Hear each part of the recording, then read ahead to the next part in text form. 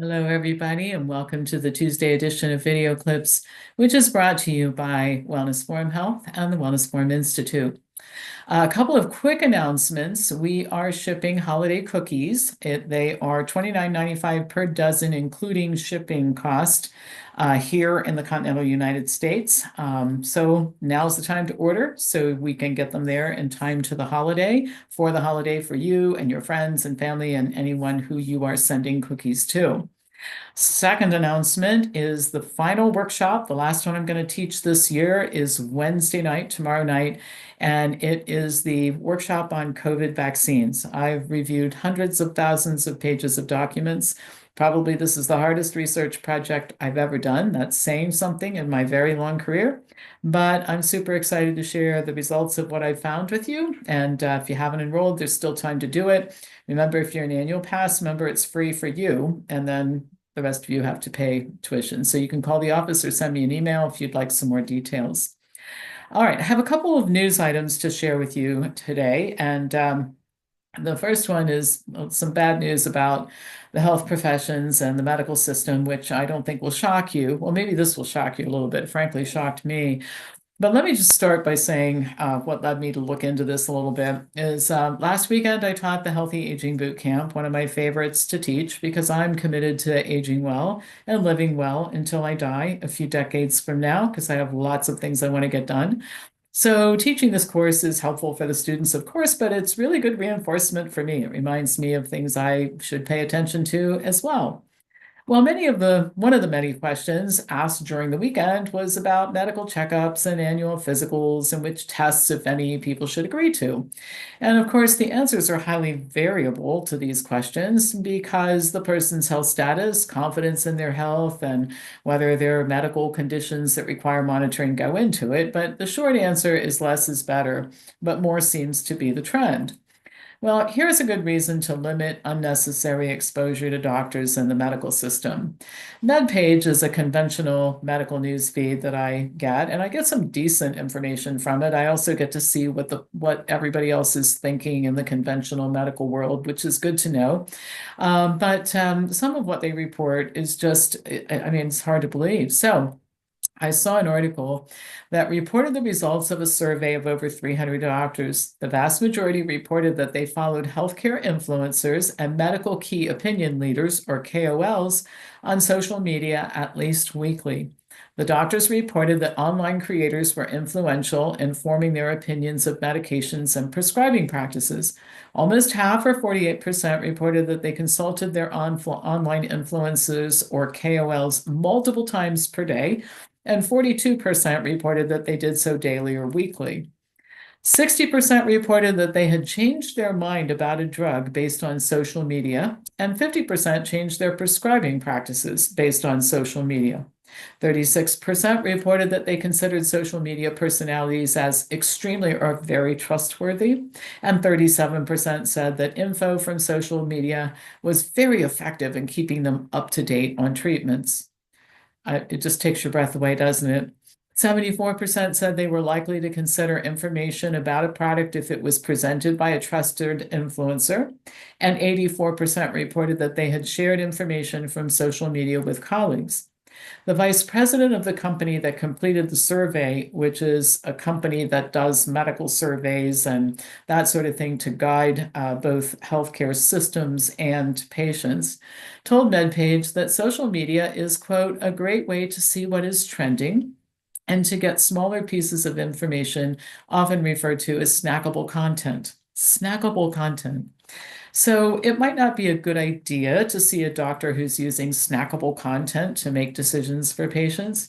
And by the way, one of the things that caught my attention about this survey is that things are clearly getting worse. In 2014, I wrote an article on this topic, and at the time, the leading source of information about how to treat patients was drug reps, and the other two sources, which were tied for second place, were Wikipedia and online videos offered by drug companies.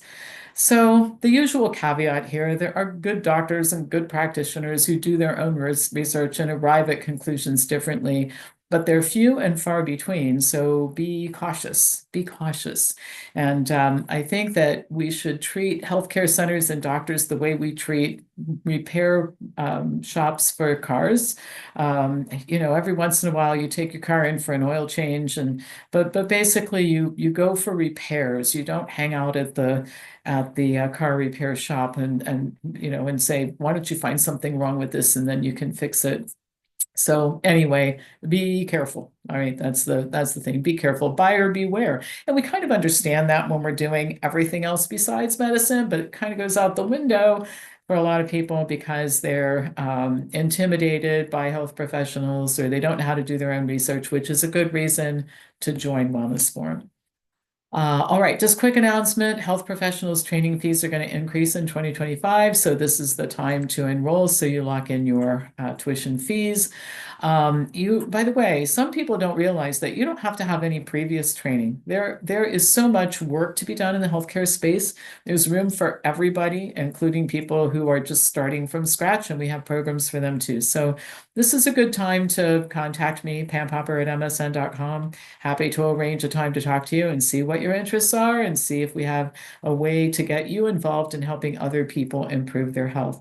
I really feel that even with some of the changes we know are probably going to happen in healthcare, some probably for the better, at least I'm hoping, it's still going to be up to us at the community level to do what needs to be done to get our country healthy again. All right, so the second news item concerns gout. It's a horribly painful form of inflammatory arthritis that results from high uric acid levels. And high uric acid levels, by the way, are a problem for all kinds of other conditions as well. It most commonly affects the big toe joint, but can affect other joints in the body too. Risk factors include being male, overweight, having comorbid conditions, diabetes, that sort of thing, consuming alcohol, and a diet high in animal foods, including seafood. There are drugs available that reduce the pain by reducing uric acid levels, but in the absence of habit change and a change in health status, gout usually recurs. I've posted a very, very long and extensively referenced article in the members library on the topic of gout. So if this is something that concerns you or a person you know, I'll send you to the members library to get the information to pass on to other people or to read for yourself. But I read over the weekend the results of some studies that compared the effect of dietary patterns on gout, some of which I address in that article. There's a lot more on the meds and that sort of thing in the article. All right, so a 2020 study compared a low-fat, high-carbohydrate plant-based diet with an animal-based ketogenic diet for lowering uric acid levels. After 2 weeks, uric acid levels increased in patients eating the high animal foods keto diet, which could be expected, and decreased in people eating the low-fat plant-based diet, also which would be expected. This led researchers in the Netherlands to develop a whole foods plant-based diet and test its effect on uric acid levels in patients with gout. So the trial included 33 people with gout who were randomized to a 16-week intervention with 5 consultations with a registered dietitian or a waitlist control group who received standard care. Those in the intervention group couldn't eat meat, fish, eggs, or dairy, so they were instructed how to eat a vegan plant-based diet. The researchers reported that at 16 weeks, the plant-based diet significantly lowered uric acid levels in patients with gout and abdominal obesity.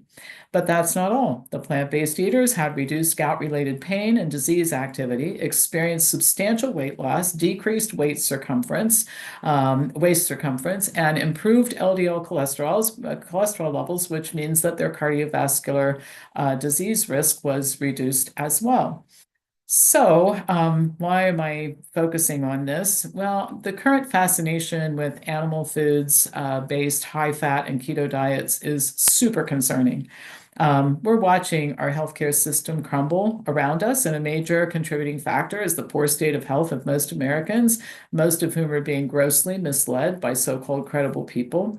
And so it's why it is so important for you, the consumer, to be informed. And also, if you're watching this and you're a healthcare provider, learning how to do your own research and use rules of research to arrive at the right conclusions is so important.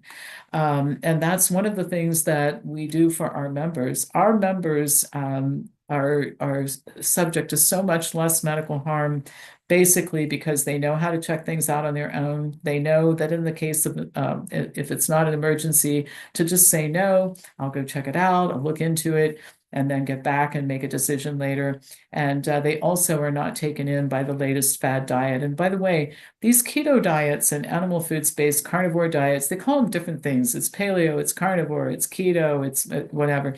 They've been circulating for years. The ill effects of these diets are well known, well established, well published, and the benefits of plant-based eating are also equally well documented. And again, going back to the weekend where I taught the anti-aging class, which is how I started this broadcast, we spent some time on the blue zones and the habits of the blue zones. And there are no blue zones that involve eating in the way that some people are being instructed to eat today with these keto diets and high protein and animal foods-based diets. So the longest lived people in the world do offer us some guidance on how to live long and healthy, and we should follow it. So anyway, the news always comes back to the same thing. Some things don't change. We just need to remember them and revisit them from time to time. All right, that's it for today. As usual, pass this on to anybody who you think would enjoy watching it, and I will be back to you on Thursday with more news. Thank you for watching.